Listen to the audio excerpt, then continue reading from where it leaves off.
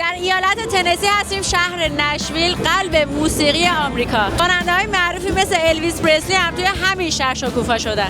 توی خیابون برادوی نشویل هستیم الان که یکی از باحال‌ترین خیابونا و منطقه‌های کل آمریکاست و این شهر نشویل یکی از تنها 6 تا شهر آمریکاست که حتی وسط هفته ها هم زندگی شبانه باحالی داره و الان واقعا هیجان زده‌ایم که توی این شهریم.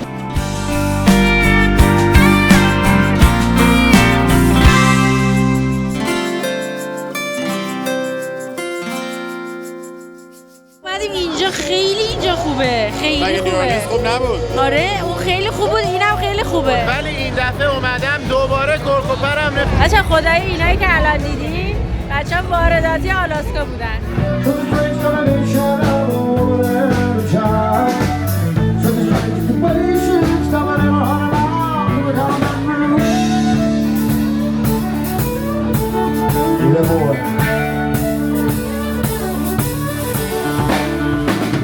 خمیده سینه خیز همینجوری میرن 6 ساعت از یه همچین جاهایی میرن.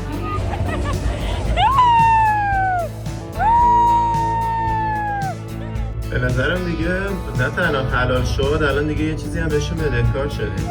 Oh, was that a video? Yeah. Let's go. Let's go. Where did the baby come from?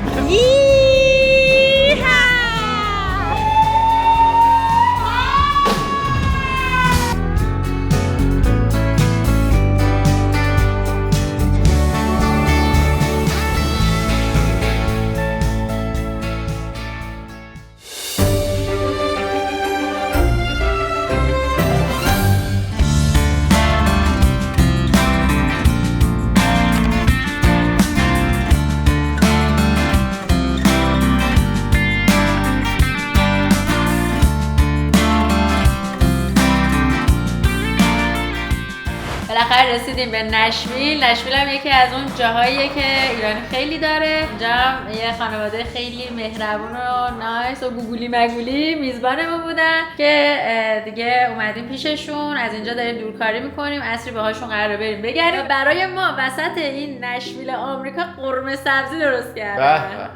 حالا بریم آشنا بشیم با شهره جون و افشین جون عزیز. به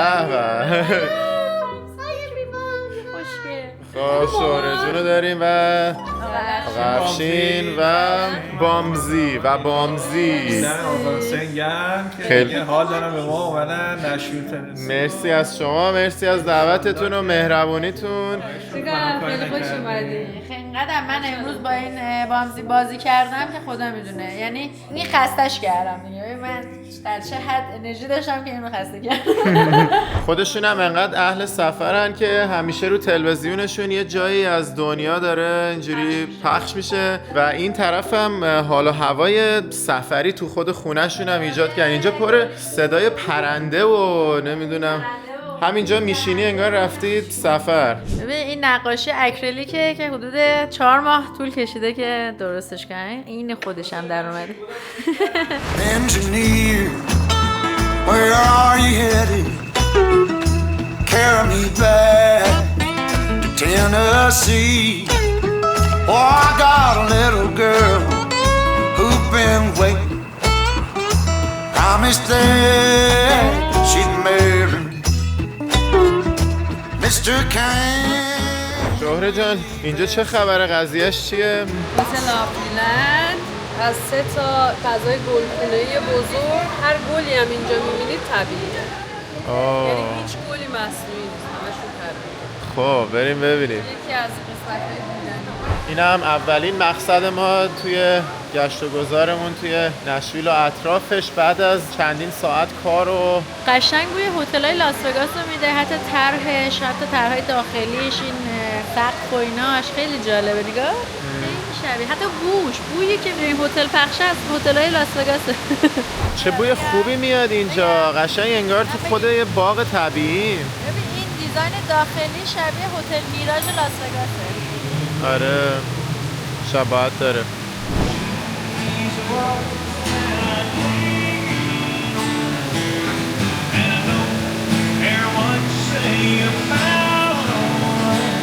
و همینجوری که اینجا قدم میزنیم دور تا دورش پر رستوران و باره و جالبش اینه که بچه‌ها میگفتن تمام آشپزخونه های این رستوران و بارا همش داخل زیرزمینه، یعنی طبقه پایینمون هستش، برای اینکه نمیخوان خیلی کارگرا یا مثلا بوی غذا و اینا وارد اتاقا و اینا بشه. بعد هر چی هم که اینجا میبینین طبیعیه، از این درختای به این بلندی گرفته، چون حالت گلخونه‌ای شکل داره، انقدر نور خوب میخوره بهشون که دیگه اینجا راحت رشد میکنن و طبیعی بزرگ میشن.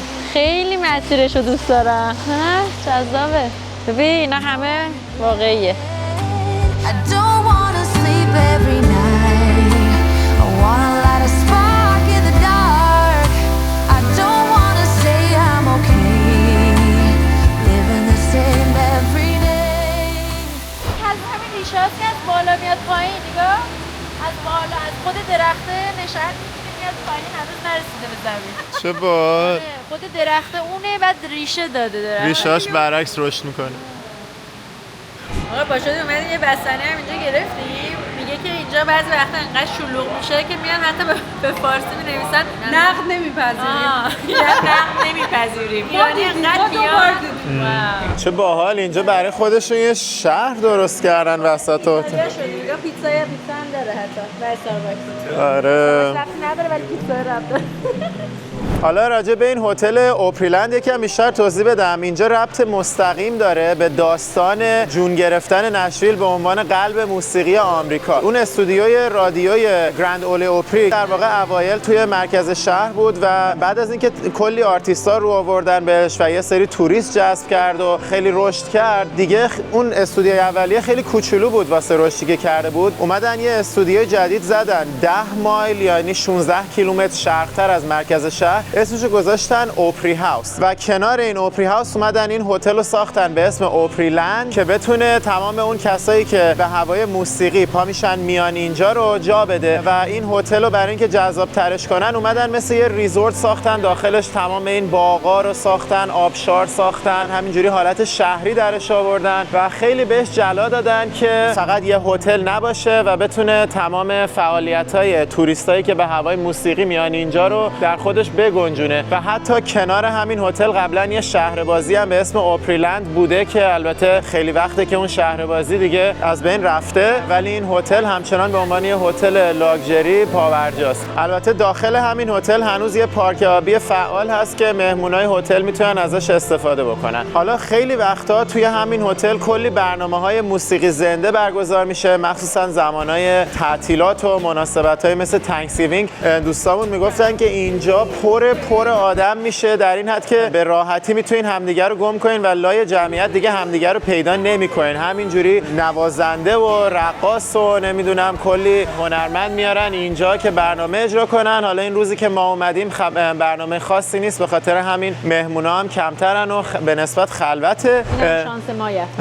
البته دیگه حالا ما که اصل زندگی شهر رو میریم تو مرکز شهر میبینیم، همچین بعدم نشد که تونستیم فضای هتل رو در اختیار خودمون داشته باشیم برای فیلم برداری، ولی میتونین تصور کنین که تو زمان شلوغش چقدر اینجا انرژی و زندگی باحالی داره. البته اگه بچه‌ها فیلم شلوغی اینجا رو داشته باشن هم توی این ولاگ براتون میذاریم. خلاصه بریم برای ادامه ماجرا، ولی واقعا خوب شد که اینجا هم اومدیم چون که خیلی ربط داره به تاریخ شکلگیری این شهر به عنوان یه همچین جاذبه توریستی جهانی.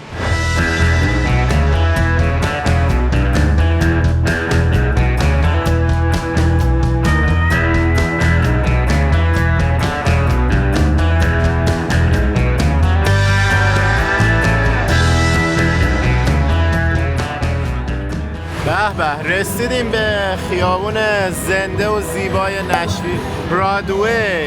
من اینجا رو دیدم انقدر هیجان زده شدم که دارم از شیشه ماشین میرم بیرون دیگه. گامنم از دست داره میره، میخوام بپرم پایین برم توی خیابونه. بعد سالها اولین بار من 8-9 سال پیش اومدم اینجا و الان خیلی هیجان دارم دوباره برم توی خیابون.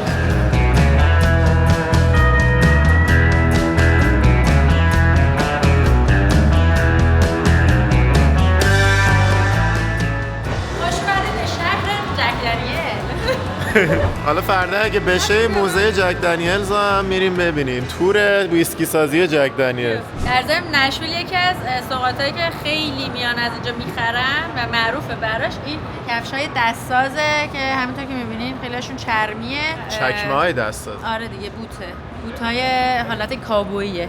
اینجا ما پارک کردیم، داریم میریم سمت اون خیابونه. من همچنان در اشتیاقم که برسیم به خیابون برادوی. به این برج AT&T میگن برج بتمن، معروف ترین ساختمون اسکایلاین یا خط آسمونی نشویل به خاطر این شاخهای بتمنی شکلی که این ساختمون داره. جلوی این ساختمون نوشته که تاریخ موسیقی نشویل از اینجا شروع میشه. این ساختمون رایمن آدیتوریم همون ساختمونیه که اولش اون کانال رادیویی گرند اولیو ازش شروع شد. بعدن به خاطر همون داستانی که گفتیم جاش کافی نبود رفت اون بر شهر که اون هتل رو کنارش زدن، ولی این ساختمون اوریجینالیه که کل این داستان ازش شروع شد. اینجا به عنوان کلیسای مادر موسیقی کانتری آمریکا شناخته میشه و به مدت 31 سال این نقش رو توی موسیقی آمریکا داشته. خب حالا با هم بریم قدیمی ترین بار این منطقه رو با هم ببینیم.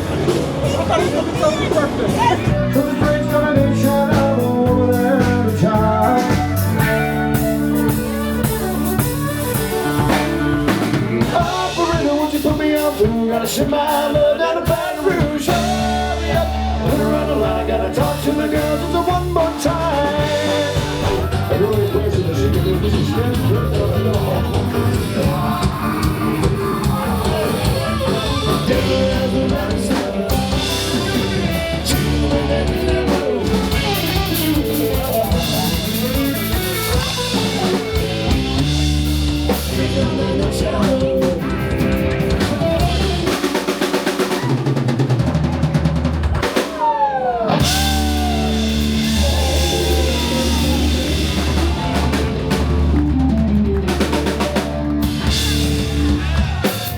این باره 3 تا طبقه مختلف داشت با 3 تا اجرای مختلف.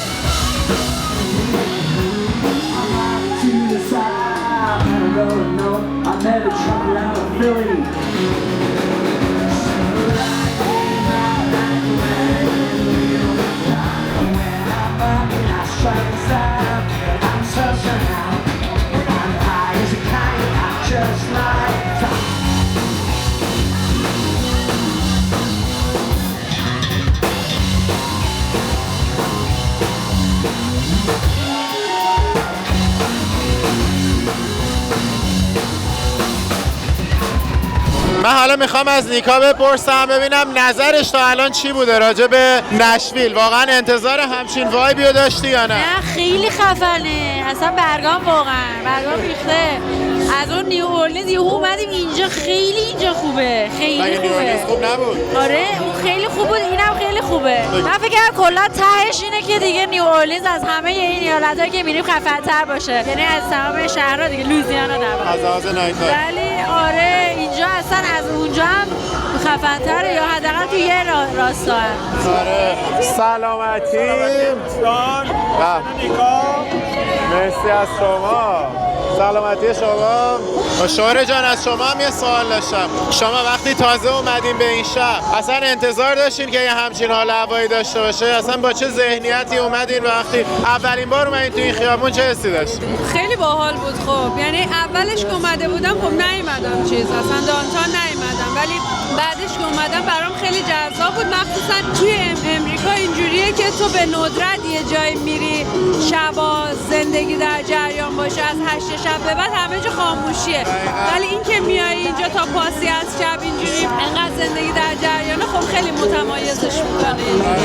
تو واقعا همچین چیزی تو آمریکا کمه، یعنی فقط نیویورک، لاس وگاس، میامی، نشویل، آستین و نیو اورلینز، این 6 تا شهره که همه روزای هفته هر شب برنامه هست و باحاله. و ما الان 3 تا از این 6 تا شب رو تو این سفر زمینیمون داریم میبینیم. این دیگه سومی و آخریشه از این سری، از این 6 تا شهر معدودی که یه همچین ویژگی داره. در ضمن نشویل یکی از باحال‌ترین و خاص‌ترین خاطره‌های دوران دانشجوییم هم توی آمریکا بود، به خاطر اینکه وقتی اومدم اینجا برای کنفرانس اومدم اولین بار، اصلا انتظار نداشتم که انقدر باحال باشه. یعنی ما هر سال این کنفرانس اینفورمزمون یه جایی بالاخره برگزار میشد و وقتی گفتن توی نشویل تنسی من ناراحت بودم، گفتم ای بابا بین این همه شهر باحال آمریکا چرا باید کنفرانس میذاشتن تو نشویل. در ضمنم بگم کنفرانس اینفورمز یه کنفرانس خیلی جالبیه، چون که تقریبا میشه گفتش که 15-20% جمعیت این کنفرانس ایرانی هن. حالا من نمیدونم چه جوری اینجوری شده ولی شده.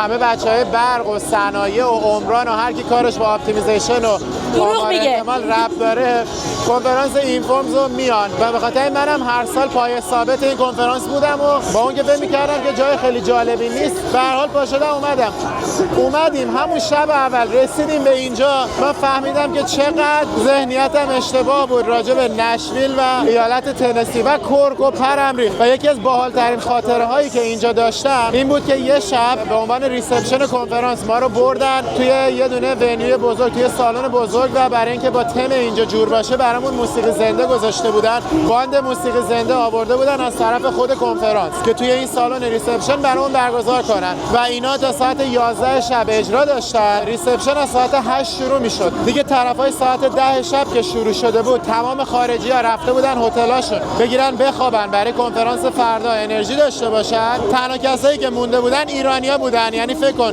توی جنوب آمریکا موسیقی زنده کانتری داشت میزد و کل جمعیتی که اونجا داشتن گوش میکردن به این موسیقی ایرانیای اهل دل کنفرانس بودن. یعنی من بودم و شاید 100 تا 200 تا ایرانی دیگه توی کنفرانس اینفورمز همه وایساده بودیم داشتیم به موسیقی کانتری گوش میکردیم به عنوان بخشی از کنفرانس و خیلی خیلی تجربه عجیب و جالب بود. همه طرفا نگاه میکردیم همه فقط ایرانی‌ها بودن. خلاصه از تجربیات بسیار جذاب من در دوران دانشجویی. اینم از ساختمون معروف بتمنش که از اینجا بهتر از هر جای دیگه دیده میشه.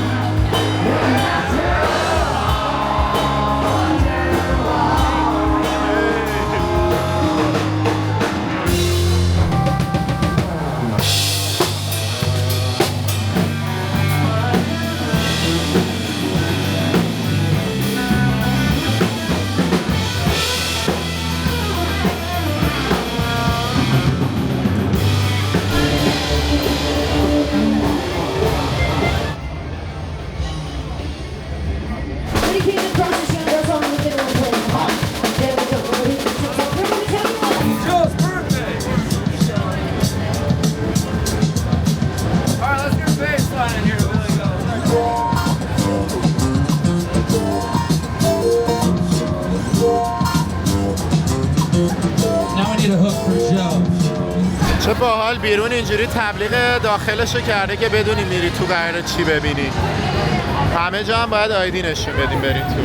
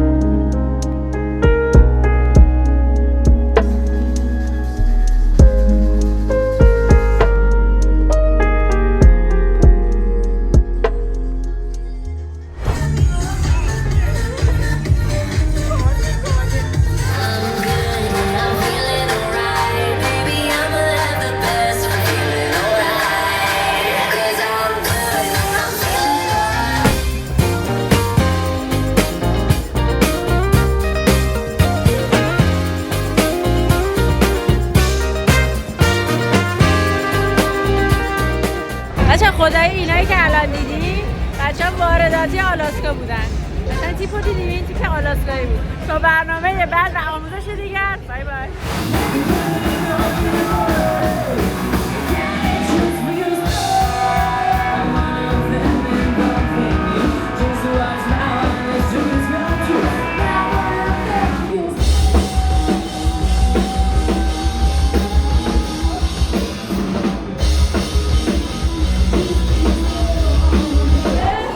همه دارن میان پایین.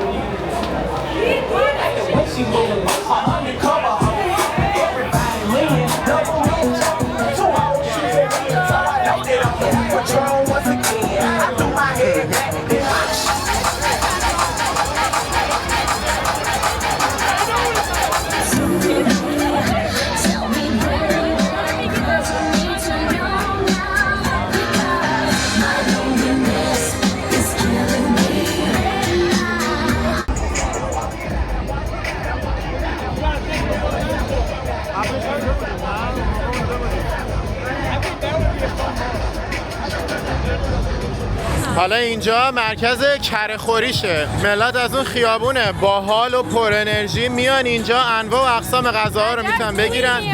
گوشته، همش گوشته. اینا هنوز آمادگی غذا خوردن نداره، فقط اومدن جلوی این تراک دارن میرقصن با آهنگ تراک، یعنی تمام اون موسیقی‌های زنده و دیجی و همه چی رو ول کرده اومده اینجا داره میرقصه جلوی فود تراک. اگه این آهنگشو قطع کنه میاد مستقیم اینجا غذا میخوره. در سود این تراکه میتونست از اینکه موزیکشو قطع کنه باشه، ولی این کار نمیکنه. طرفه میگه برو اونور. ولی حالشو خریدارم. آره.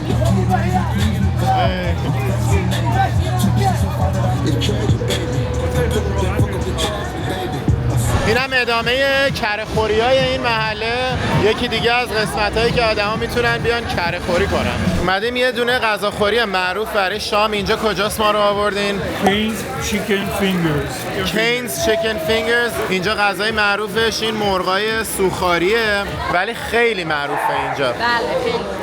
اصلا یکی از غذاهای معروف نشویل همین چیکن فینگراشه که ما الان اومدیم تجربه کنیم. ببین چقدر صف شلوغ این رستوران، همه اومدن کره‌خوری. برعکس هنگوور. Oh, is that a video? Yeah. Let's go! Let's go. Where did the baby come from? We're all hungover.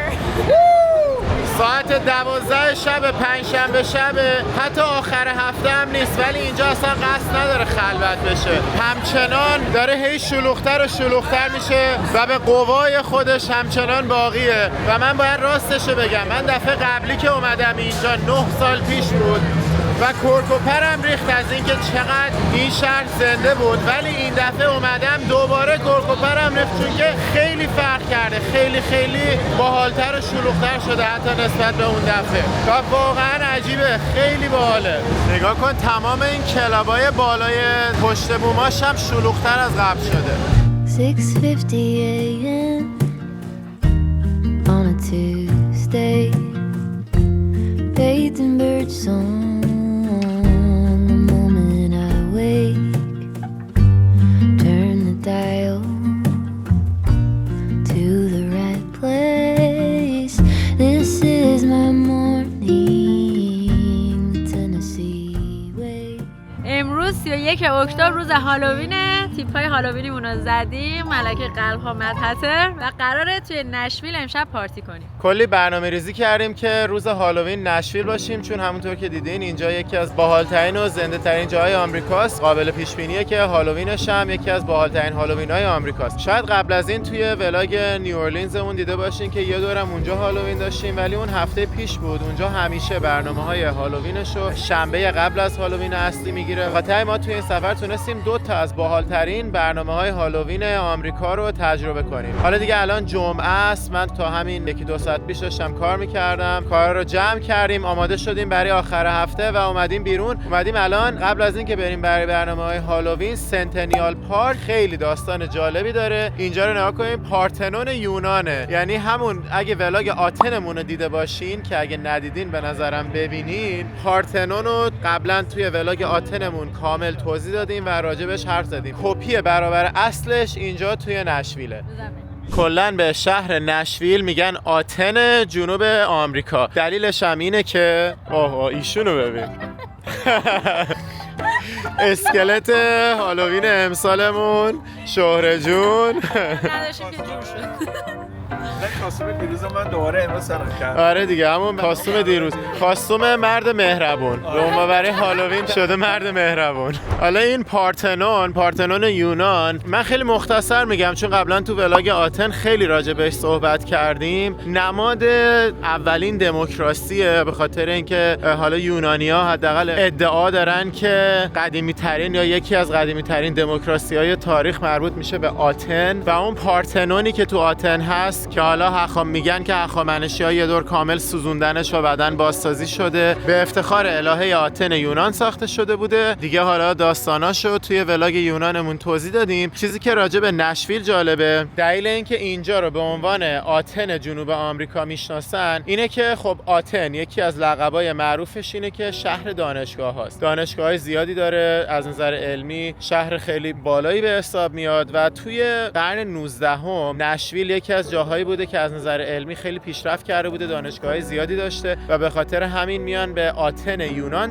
تشبیهش میکنن و از سر همین میان اینو هم میسازن با سایز اصلی خود پارتنون یونان. این ساختار رو میسازن برازنده این لقبی باشه که به شهر نسبت دادن. و حالا چیزی که جالبه اینه که این پارتنون نشویل از پارتنون کنونی توی خود یونان بیشتر شبیه اون پارتنونیه که توی زمان باستان میتونستی توی یونان ببینی، به خاطر اینکه تمام این نقش و نگارایی که این بالا میبینین که طبق اصلش ساخته شده، الان اگه بری خود پارتنون یونان برای اینکه مصنوعی نباشه این اصلیاش همش توی موزه است، به شکل یه خرابه هست ساختمون کنونیش و اصلاشو باید بری توی موزهش ببینی. ولی اینجا اومدن تمام این طرحهای اصلی و داستانای باستانی افسانه‌های یونانو دقیقاً شبیه اوریجینالش اینجا ساختن. به خاطر همینه که میگن اگه بخوای پارتنون زمان باستانو ببینی باید بیای نشویل به جای اینکه بری خود یونان، خاطر اینکه اینی که اینجا هست بیشتر شبیه نسبت به اون چیزی که الان توی یونان هست. هرچند که خب اون خیلی ارزشمندتره، اون همون ساختاریه که 2500-600 سال پیش ساخته شده و حالا بازمانده هاشو میبینیم. این یه چیزیه که کمتر از 200 سال سن داره ولی خب دیگه خیلی جالبه به خاطر اینکه اون حس و حال قدیمی رو داره و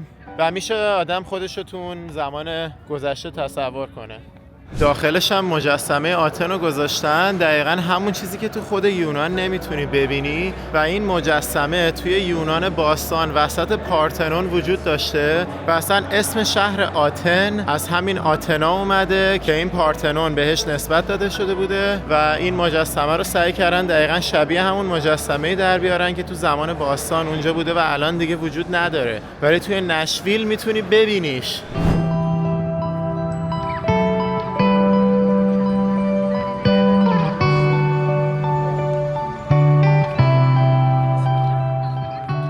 اینم برنامه هالووینی که دارن جلوی این پارتنون نشویل میگیرن، داره همینجوری ستاپ میشه آماده برگزاری.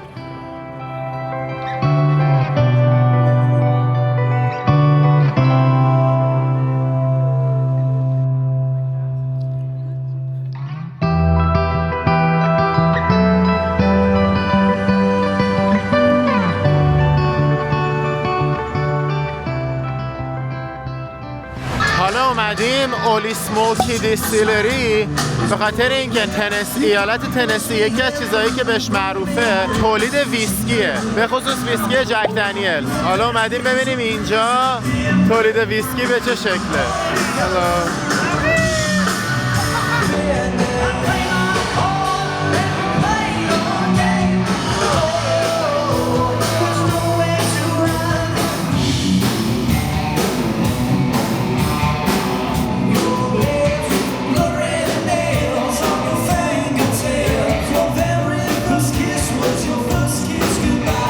ما اومدیم اینجا تور کارخونه ویسکی بریم به خاطر اینکه خب کلا تور کارخونه ویسکی یکی از جاذبه‌های نشویل، مخصوصا تور جک دنیل. خود کارخونه جک دنیل 120 کیلومتر جنوب نشویله که ما گفتیم به جاش بیایم تور ویسکی اینجا رو بریم که اسمش هست اول اسموکی. می‌خواستیم تور ویسکی اول اسموکی رو بریم، اومدیم اینجا فهمیدیم که باید از قبل تور رو رزرو می‌کردیم و ساختمونش بغل اینجاست و الان دیگه نمیتونیم بگیریمش. به خاطر همین گفتیم حداقل بیایم ویسکی تیستینگش رو انجام بدیم که چند تا نوع ویسکی مختلف رو بهمون نشون بدن، حداقل یه بخشی از این تجربه تور ویسکی نشویل رو داشته باشیم. حتی اولیش بهمون آبجو داده، تازه هنوز ویسکیاش مونده.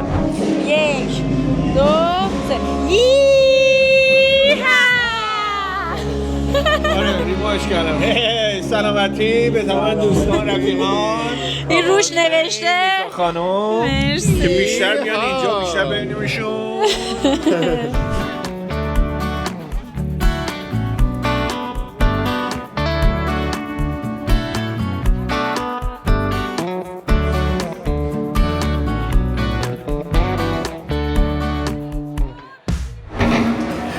What are you guys?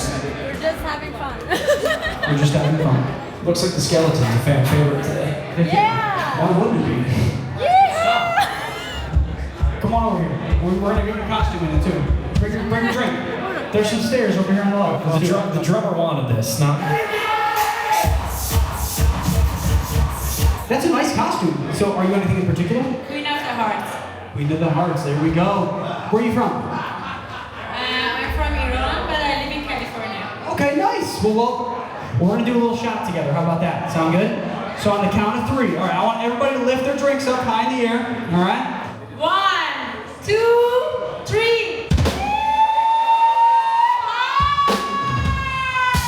There we go. And swallow. That's awesome. That was the best one of the night right there. What was your name? Nika.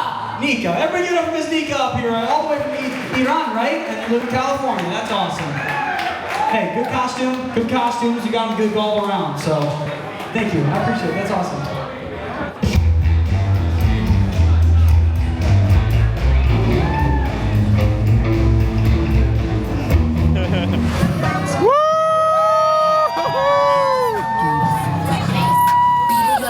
Catch a charge, extra large, extra hard. Put this pussy right in your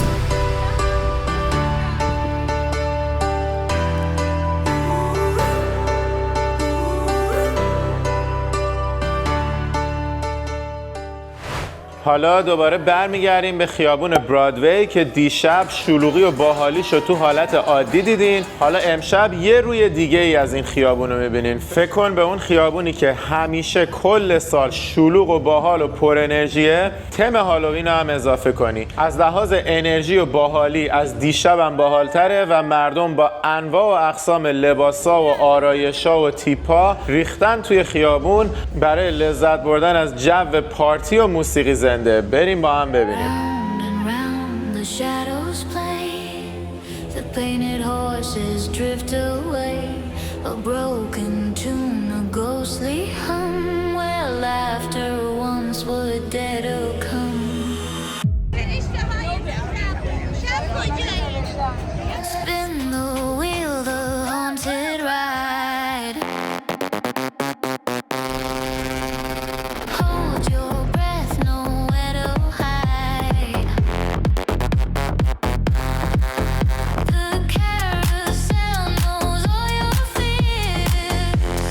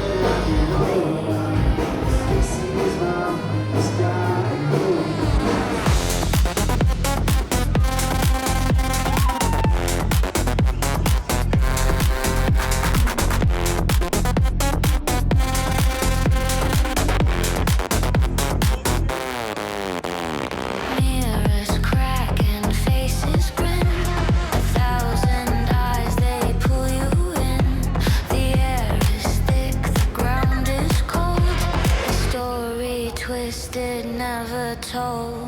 Step inside, take a chance.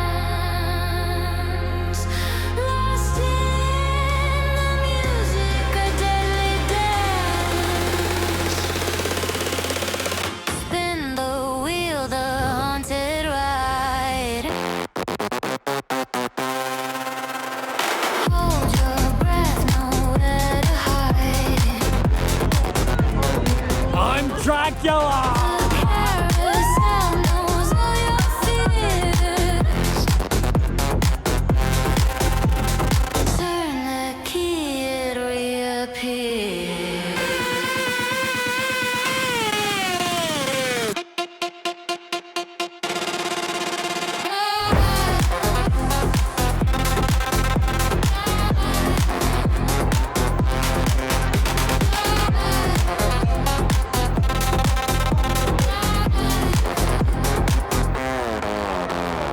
Ticking clocks and distant screams. A nightmare stitched from vivid dreams.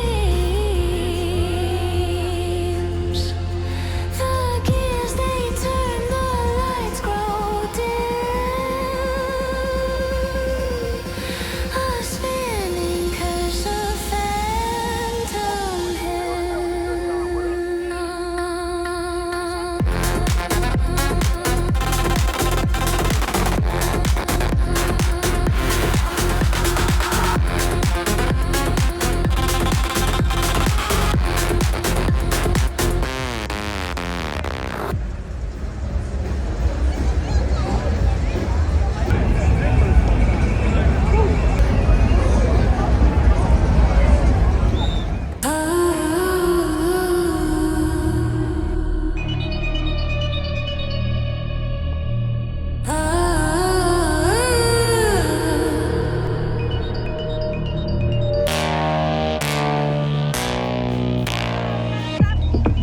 The lights flicker, shadows twist and turn.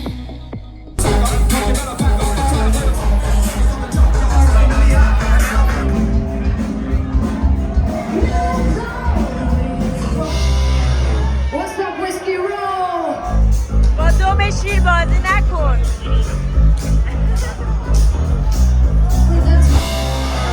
What's that whiskey roll? Halloween on a Friday night, make some noise! A broken laugh, it's not your concern. Painted horses, they gallop along. Round and round, the ghost calls your phone.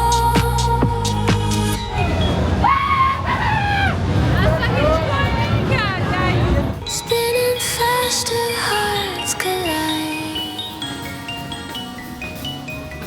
Can't escape the ride.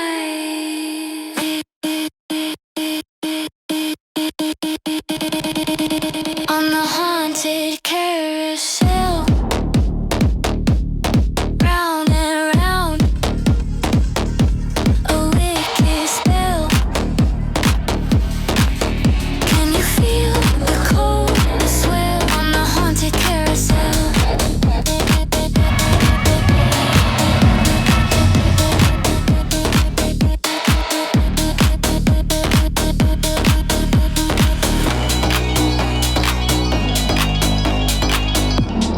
Mirrors crack, faces fade in the mist. A whisper's touch, and I see twist. Cotton candy melts into the ground. خب داریم صبحونه آخرمون رو با افشین جون و شوره جون عزیز میخوریم و یه املت مشتی هم باز دوباره درست کردن. تازه از دیروزیه فیلم نگرفتیم، دیروزیه یه املت پرملات قارچ بود اصلا متفاوت برای من طعم جدیدی داشت خیلی. آره. خلاصه حسابی زحمت کشیدن. حسابی لوسمون کردن. دمتون گرم. خیلی خوش اومدید، خیلی خوش گذشت کنارتون. خیلی ناراحتیم که میخوایم بریم. کاش میشد بیشتر. آره واقعا کاش بقیه مسیرم با همون میومده ولی دیگه از اینجا ما انشالله داریم یه سفر ویژه با هم میریم. آره دور بشو میام کالیفرنیا. هم شما بیای کالیفرنیا هم سفره خیلی با هم بریم. صبحونه رو میزنیم به جاده. مرسی از شما. خواهش می‌کنم. خدافظ. مرسی. بگذار بهتون امیدوارم که راحت برسین و متشکرم. Look out across the water. I smell the sun. I feel the breeze. But in my heart I hear the calling of my old home, Tennessee. We don't know where these rivers flow, or why the wind chooses when and where to blow. حالا اومدیم روبی فالز، همچنان توی تنسی هستیم ولی دیگه رسیدیم دم مرز ایالت جورجیا. حتی تو مسیر اینجا یه تیکه وارد جورجیا شدیم، دوباره برگشتیم توی تنسی، ولی از اونجایی که روبی فالز همچنان توی تنسیه شما توی همین ولاگ میبینینش. یه جای دیگه هم داریم میریم، راک سیتی. بعد از اونم بهتون نشون میدیم. چقدر خوش رنگ بود واقعا. جاده ها رو دیدین؟ کرکوپرمون ریخت، اصلا باورم نمیشد چقدر زمان خوبی رو انتخاب کردیم برای این سفر جاده‌ای آمریکا. فوق العاده زیبا بود جاده ها. امیدوارم شما هم مثل ما لذت برده باشید.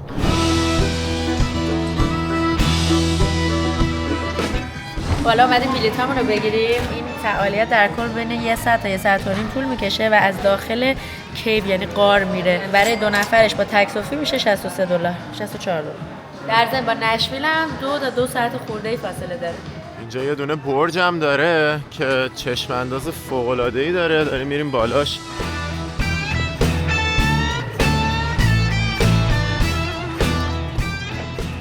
این برج هم رو همون بلیت تور آبشار هست. گفتیم تا قبل از اینکه تورمون شروع شه بیایم این منظره رو ببینیم. اونجا هم یکی از شهرهای خوشگل تنسیه که از اینجا داریم میبینیمش. اسم این شهر چاتانوگاه که داریم چشم اندازش رو میبینیم.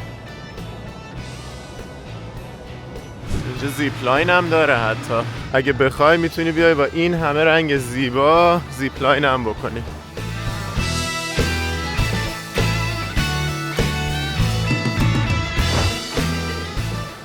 تورمون از همینجا شروع شد. کلی اومدیم زیر زمین تا رسیدیم به این قاره. اینم گروه قبلی که قراره با این آسانسور برگرده.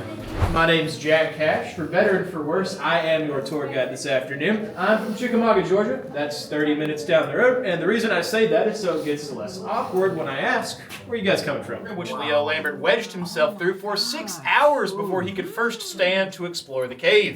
Folks, we don't have to do any crawling, because if we did, I would leave all of you. So,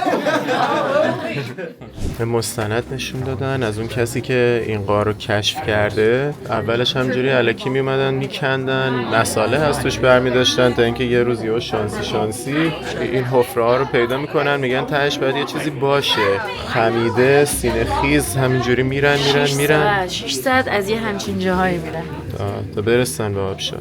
و اسمش هم گذاشته روبی، هم اسم زنش. در واقع یاقوتی نیست، اسم زنشه. جاها رو نشون از اینجاها رد می‌شده. آره. وای فای و هاتسپات هم داره.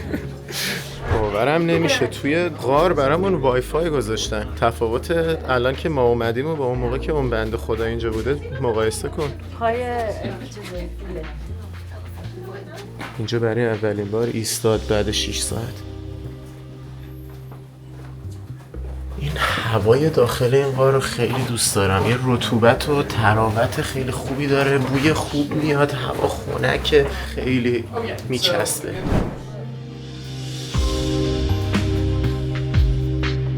چه بابا پشت ملاقه.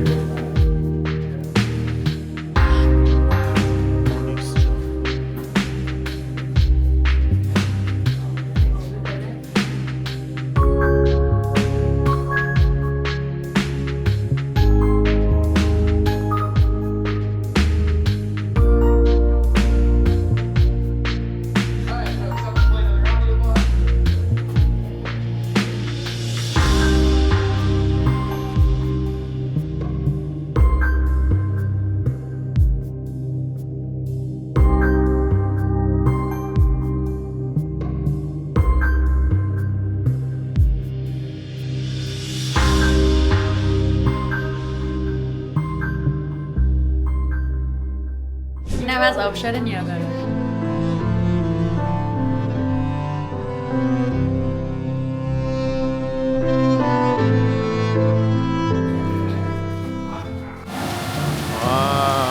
چه لایت شوی برامون گذاشتن.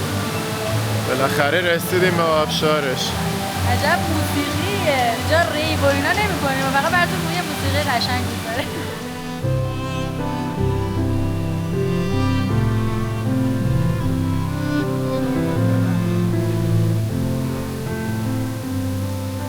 اینجا بلندترین و عمیق‌ترین آبشار زیرزمینی قابل دسترسی آمریکاست.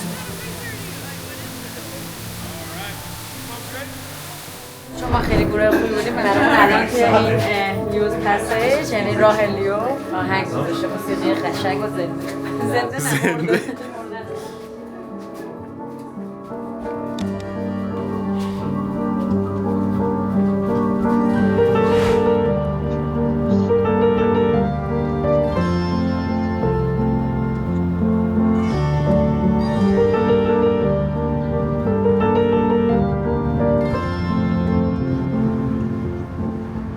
رسیدیم به راک سیتی، مقصد بعدیمون.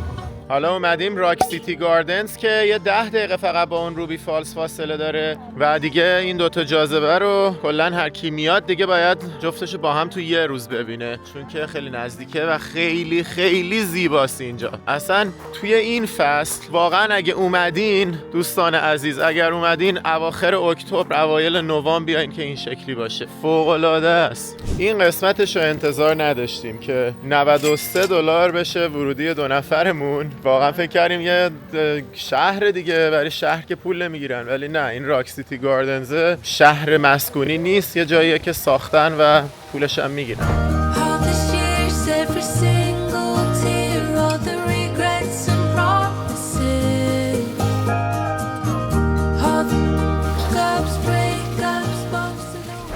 این مسخره بازیه چیه؟ تا الان که هنوز $93 نمیارزه به نظرم اصلا. تا ببینیم تهش چی میشه. البته اگه مثلا $10-20 بود میارزید، ولی 93 خیلیه دیگه. پارک شهر بازی مثلا. آره بابا، نفری $46.5. تا دلتون بخواد تو این راه بچه میبینیم.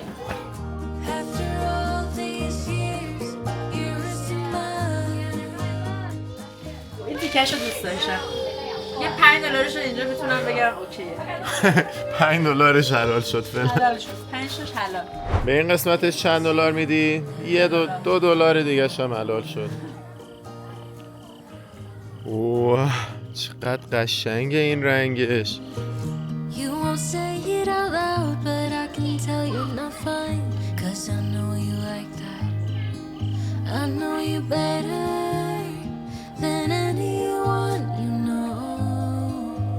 قشنگ داره سمت تاریکی که میره حالا هواش حالت هالووینی و ترسناکتر میشه. مثلا جالب، زمان خوبی اومدیم که هم نور اوکی باشه همین حالتش هم ببینیم. این هالووین نبود که اصلا نمیارزید. قراره به زودی بریم اون پایین. اوه چه جالبه. به نظر میاد یه صدای آبشاری رودخونه چیزی هم میاد ولی خیلی دوره نمیتونم. الان میریم کشفش میکنیم. هرچی جلوتر میریم آروم آروم دارم شرمنده میشم. آره کم کم داره حلال میشه اون پول ورودی که دادیم. یه چیزی دیدیم که الان شما هم میبینید. خیلی قشنگ شد. الان پرت میشم.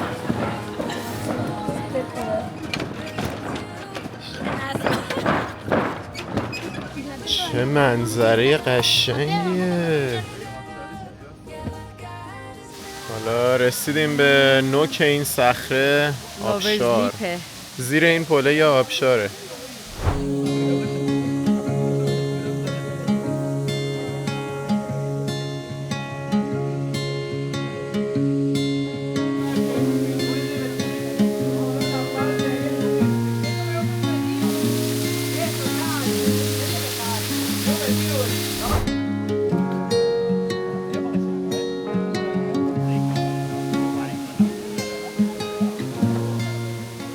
فکر کنم دیگه من و نیکا دوتامون به این نتیجه رسیدیم که قطعاً $46 رو در هر صورت میدادیم. یعنی به واقعا میارزید.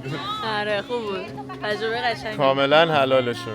از اینجا میشه 7 از ایالت‌های آمریکا رو دید. تنسی، کنتاکی، نورت کارولاینا، ساوت کارولاینا، جورجیا و آلاباما.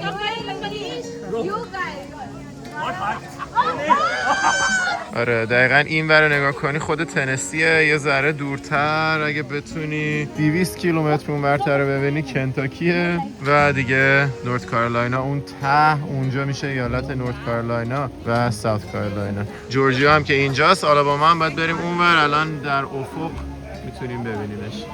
اینجا هم هر هفته پرچم این ایالت ها رو که از اینجا میشه دید و گذاشته.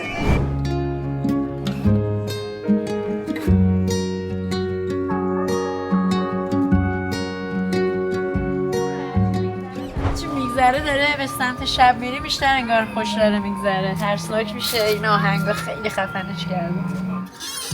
روغنکاری میخواد دیگه صدای هالووینه، تاب ترسناکه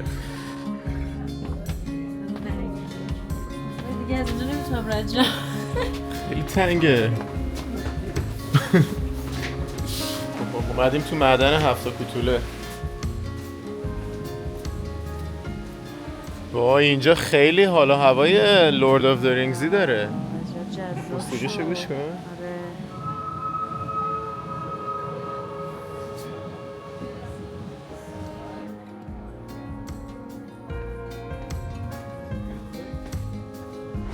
حالا از یه زاویه دیگه رسیدیم به این صخره و آبشاره.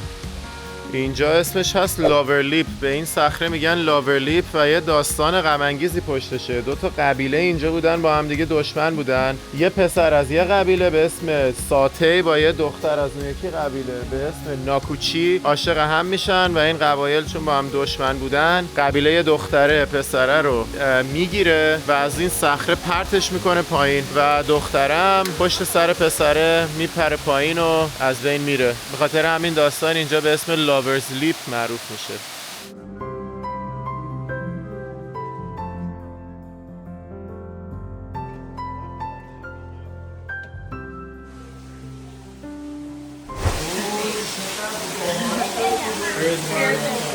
اینه به یه تریژر. اینجا اصلا انگار اومدی تو غار افسانه‌ای توی فیلم سینمایی مثلا مخوفی هست که اومدیم رسیدیم به تهش، الان دست میزنیم اونجا یهو تبدیل میشیم به خروس.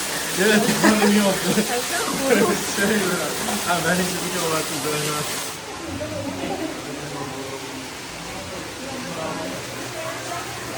چقدر افسانه‌ای درستش کردن.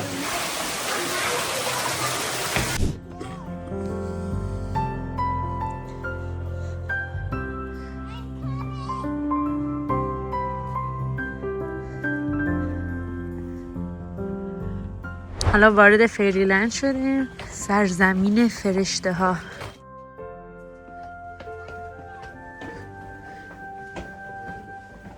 آره تمومی نداره. تازه داریم وارد شهر. موندم اگه یکی خسته بشه باید چیکار کنه؟ دیگه باید همینجوری ادامه بدی، برگشتی نداره. همینجوری داریم میریم زیر زمین ها. نگاه هفت کوتوله ها، همه کوتوله موتوله ها اینجا. جالب، با هم 7 تا پرچم و 7 ایالت میشه از اینجا دید، هم 7 تا کوتوله رو گذاشتن به خاطر این 7 تن. اوه چقدر خفنه.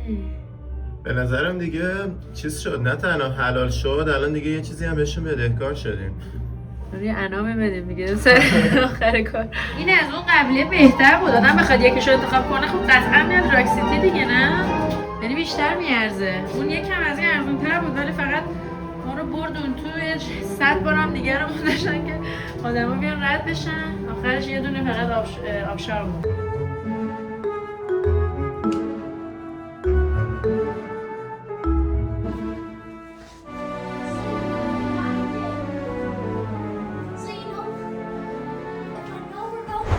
خیلی قشنگه این تیکش. وای هم جادوگر سفید برفیه نه؟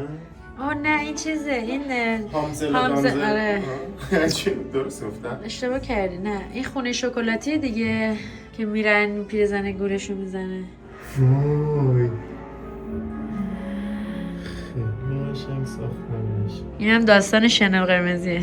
فقط اون اسکلت بالای گرگر خودشون اضافه کردن دیگه خاطر هالووین. این داستان لوبیای سحرآمیزه ها. این داستانو بلد نیستم اسمش. اوه این سیندرلاه کدوشه.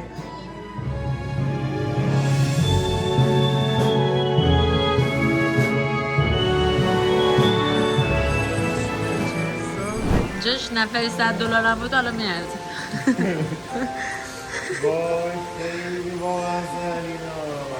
نگاه کن قشنگ یه شهر کامل بالای تپه با تمام تخیلات خودش همه رو گنجونده این تو. مستر سیب زمینی، آقای سیب زمینی.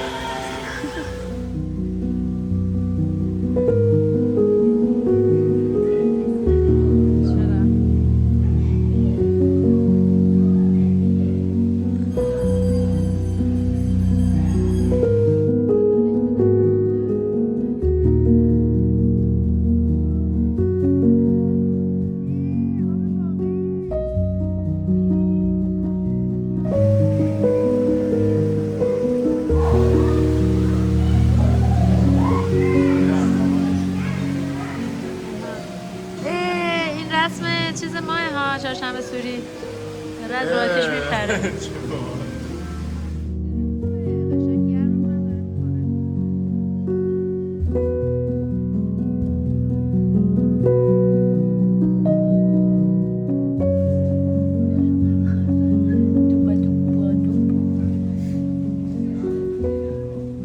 دیگه در انتهای مسیرم یه مش سوغاتی موقاتی فروشی بود و ما هم یه بطری شراب گرفتیم. اول تیستینگ داشت که دیدیم چه خوشمزه است، یه بطری گرفتیم. اینا رو ببین چقدر ریزن.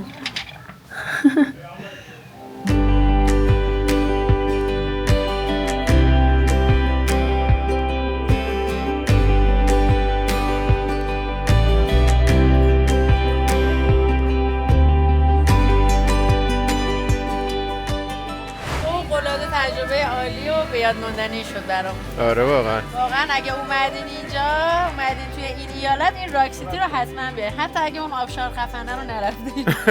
موافقم.